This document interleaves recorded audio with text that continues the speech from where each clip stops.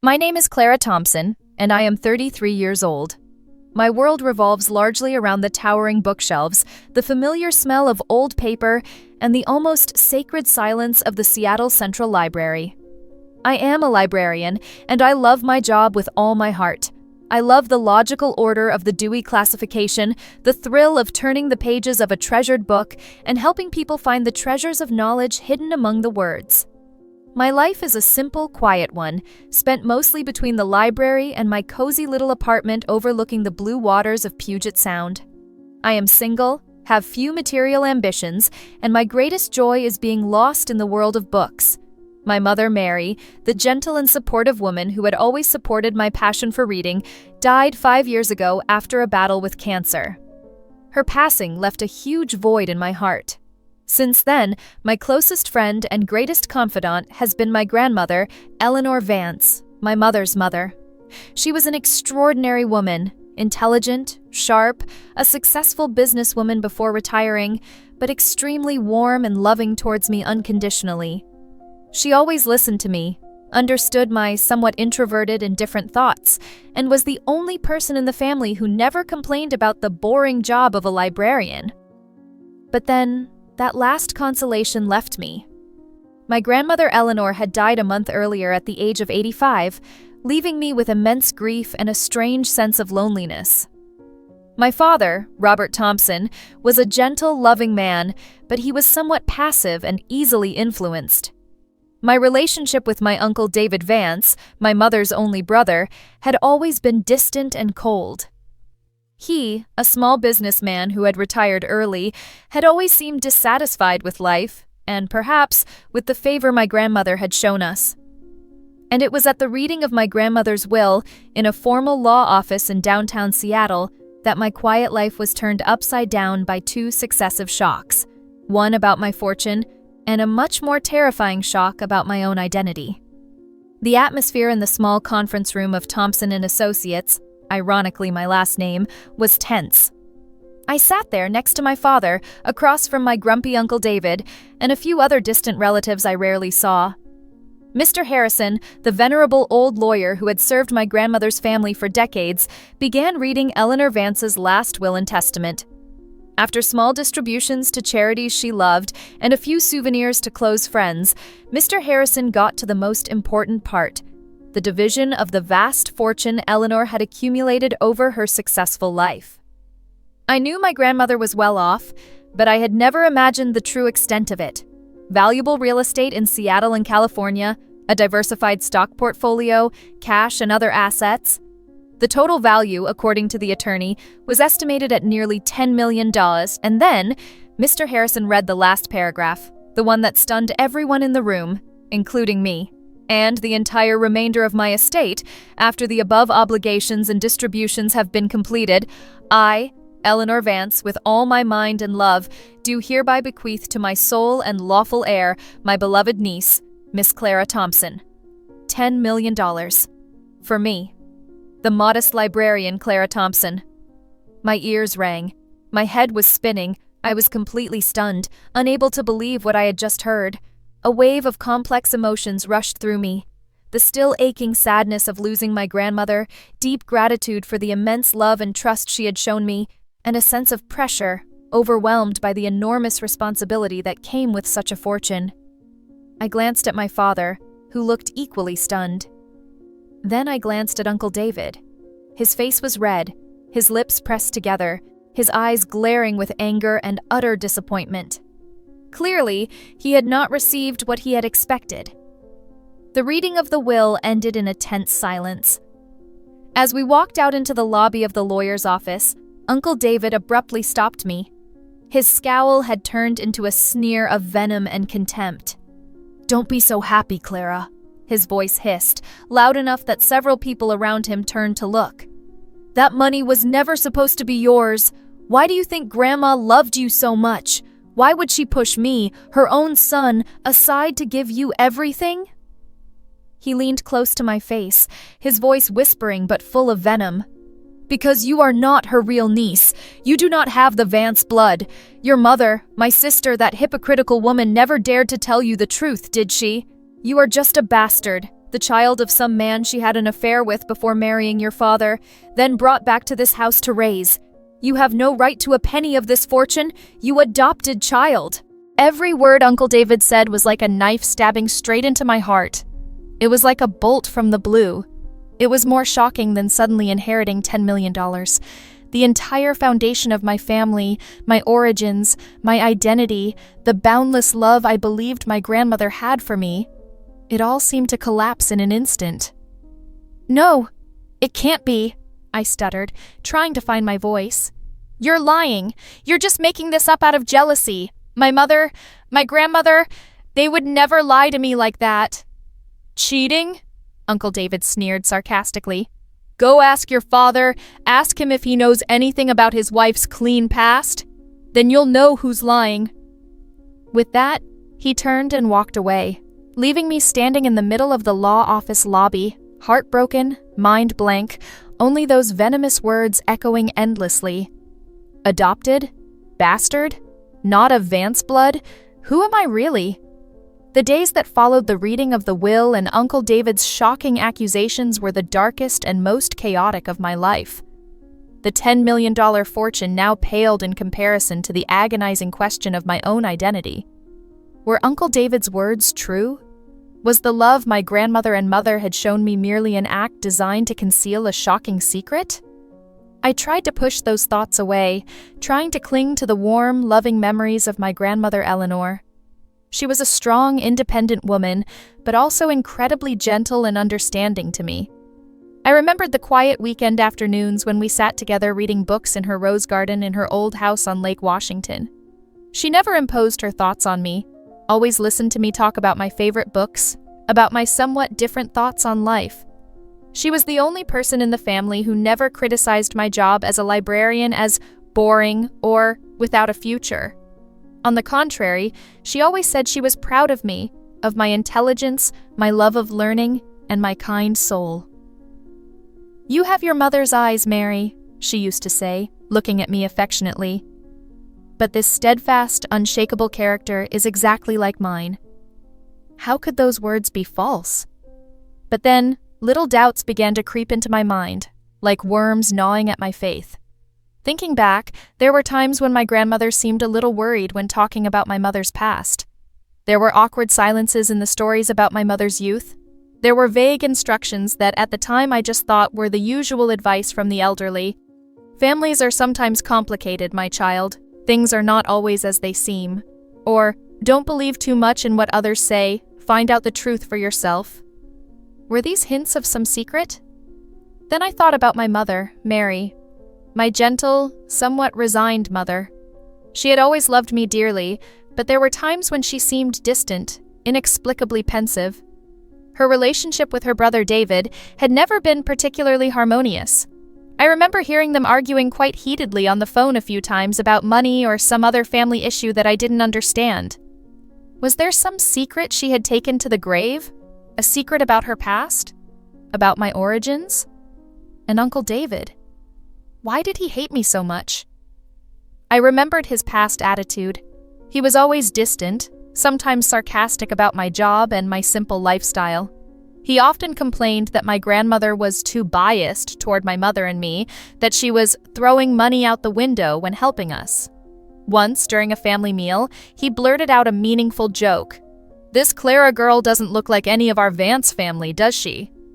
At the time, everyone just laughed it off, but now thinking back, that sentence had a completely different meaning. Could it be that he had known or suspected something for a long time? Uncle David's financial situation was not very good either. His small business was struggling. Perhaps he had expected a lot from the inheritance from his grandmother, and when his hopes were dashed, his greed and jealousy turned into hatred, prompting him to spread that vicious lie to humiliate me and find a way to seize the property. The last person I needed to deal with was my father, Robert Thompson. As soon as I left the lawyer's office, I took him aside and confronted him about David's accusation. My father's initial reaction was shock and anger. "David, what nonsense is he talking about? How could Mary do such a thing? He's just jealous and making up stories," my father said firmly. But when I pressed him further, asking him to recount in detail the time he fell in love, got to know my mother, and the first years of their marriage, I noticed a bit of confusion, a hesitation in his story. Perhaps there were things he wasn't completely sure of, or there were vague memories that he had never questioned. That fleeting wavering of my father's, though small, was enough to make my heart ache. I knew I couldn't live in this doubt for another day. I had to find out the truth, not just for the $10 million, though that was certainly a great motivation, but more importantly, for the honor of my late mother, for the boundless love my grandmother had shown me, and for myself, because I needed to know who I really was. That determination gave me strength. I put aside my initial pain and confusion and began my journey to systematically and rationally seek the truth, just like a librarian accustomed to researching and verifying information. The first step was to rummage through my small apartment, looking for all the old papers of my mother and grandmother that I had kept after my mother passed away. My birth certificate, my parents' marriage certificate, old family photo albums with blurry black and white photos, my grandmother's handwritten letters to my mother, and even the small diary my mother had written in her final years. I scrutinized every detail, looking for any unusual signs, any strange names, any time periods that didn't match the timeline of my mother's life. Next, I had a longer and deeper conversation with my father. This time, I did not question him, but gently opened up, asking him to tell me in detail about the early days of knowing my mother, about my mother's family at that time, about the real relationship between my mother and Uncle David. I asked him if he ever felt that something was wrong, if he ever doubted my mother's past. My father, after thinking for a while, affirmed that he completely believed in my mother's love and loyalty. He said that it was true that before meeting him, my mother had had a deep love affair during her college years, but that person had moved away and they had completely cut off contact before she met him. He did not think there was any other secret. Although my father's firm affirmation could not completely erase my doubts, it did bring a little peace. I then decided to broaden my search. I tried to contact some of my mother's older relatives, my mother's cousins, who might know more about the Vance family's past. I also tried to contact some of my mother and grandmother's close friends when they were young.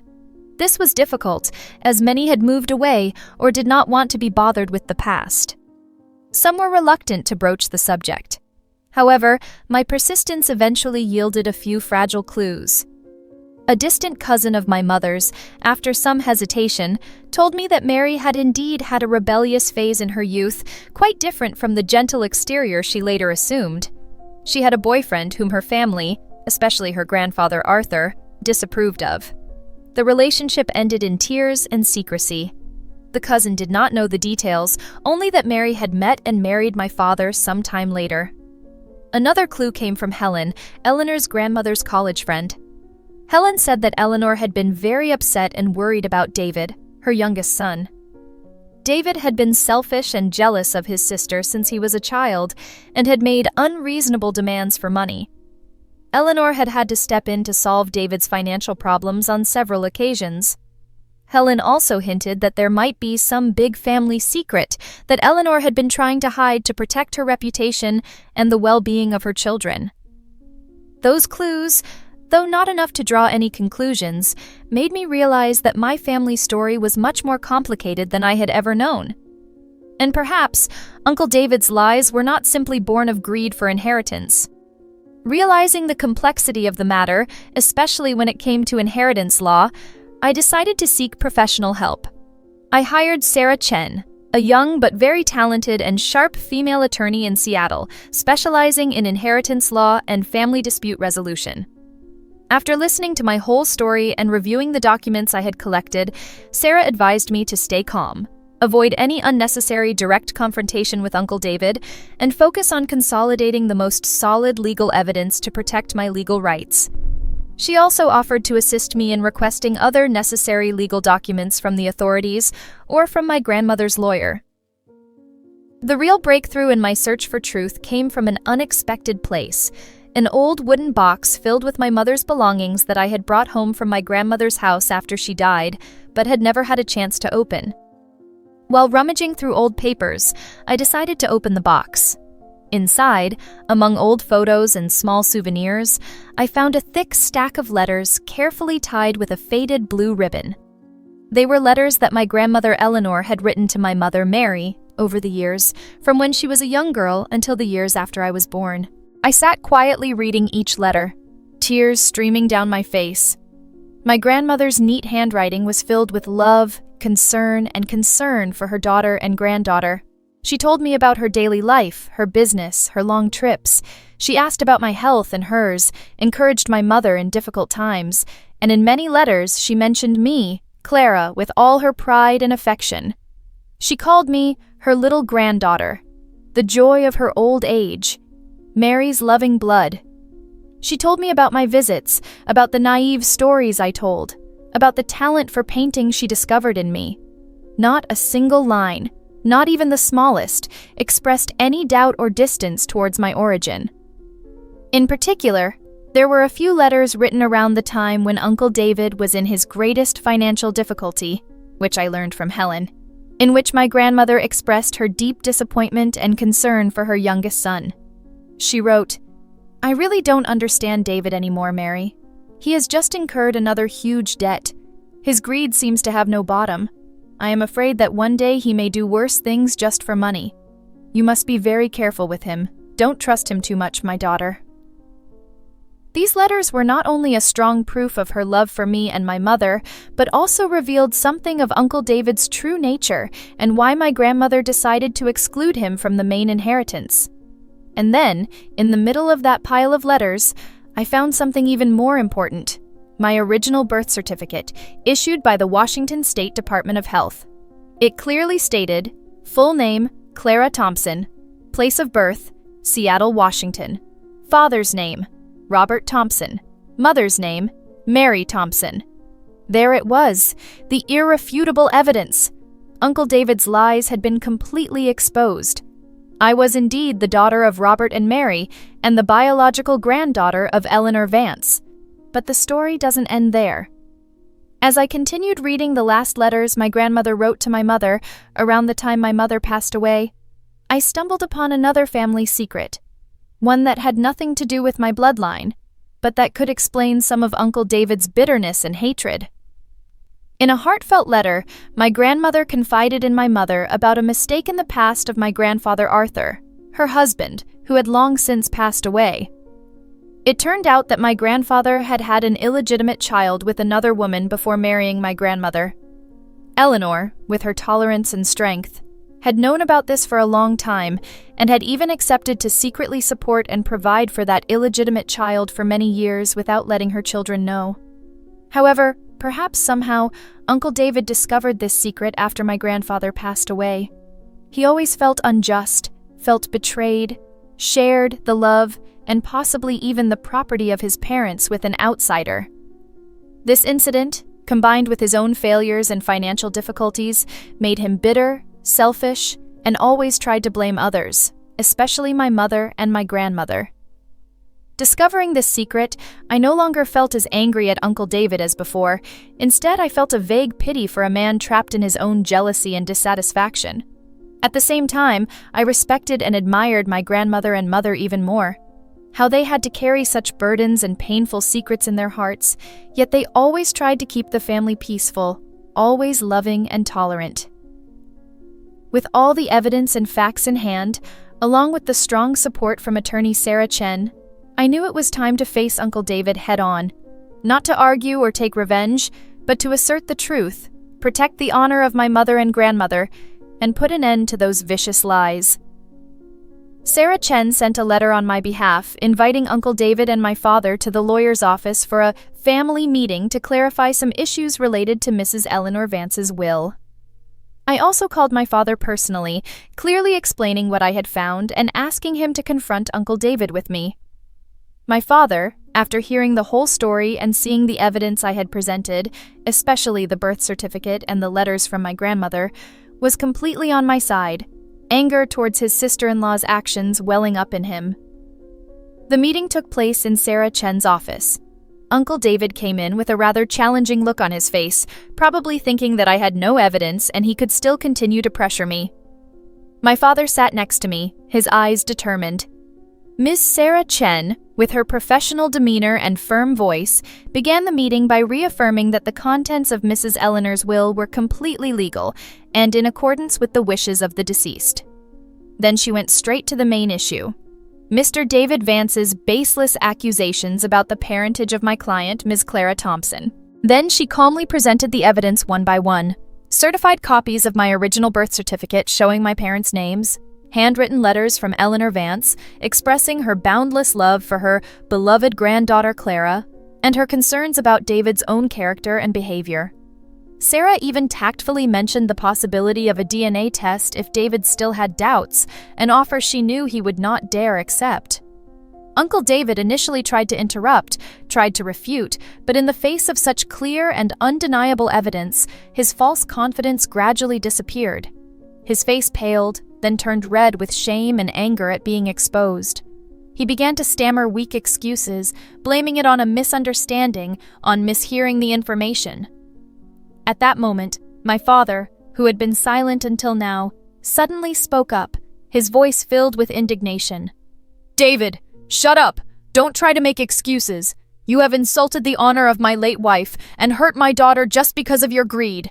You are not worthy of being Mary's brother, not worthy of being Eleanor's son." My father's strong voice was like a final blow that completely broke Uncle David. He bowed his head, not daring to look at anyone, then silently stood up and left the meeting room without saying another word. The war was over. The vicious lie had been exposed. My mother's honor and my grandmother's love had been protected, and my right to the $10 million fortune had been firmly established. Eleanor's will had been carried out exactly as she had wished. For Uncle David, the greatest punishment was not the loss of his inheritance, for he had not received much, but the complete loss of his reputation, honor, and family affection. He had isolated himself with his own greed and jealousy. He would probably live the rest of his life in shame and loneliness. As for me, Clara Thompson, a humble librarian, had suddenly become a wealthy heiress. My life was at a whole new level, with endless possibilities and great responsibilities. My $10 million fortune gave me a financial freedom I had never dreamed of. What would I do with it? I know I won't change who I am. I still love books and the quiet of libraries. I probably won't quit my job as a librarian anytime soon, but I will have the means to pursue more meaningful personal projects. I can start a small community library named after my grandmother and mother, where people can come and read books for free. I can fund projects to preserve rare old books.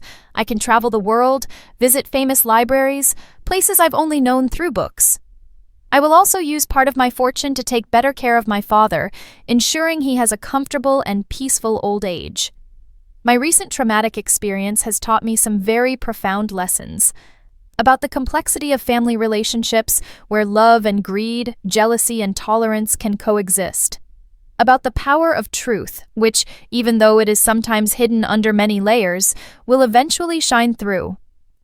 And about the importance of believing in yourself and the values you stand for, even when the whole world seems to turn its back on you.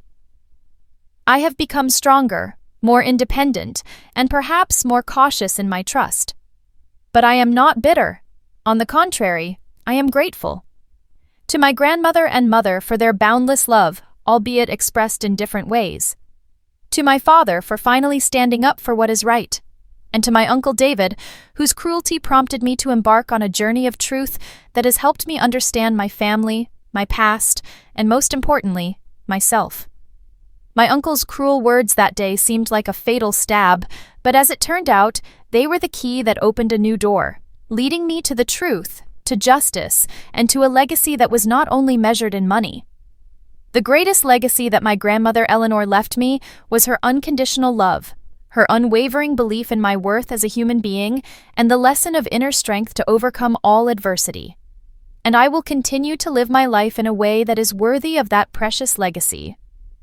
Family secrets and inheritance disputes are always sensitive topics, which can be devastating to family relationships. If you are in a similar situation as Clara, being suspected of your own origin and identity just for material benefits, how would you choose to face and seek the truth to the end? And is it possible to heal emotional wounds and rebuild family relationships after such deep injuries and betrayals? Please share your thoughts and opinions.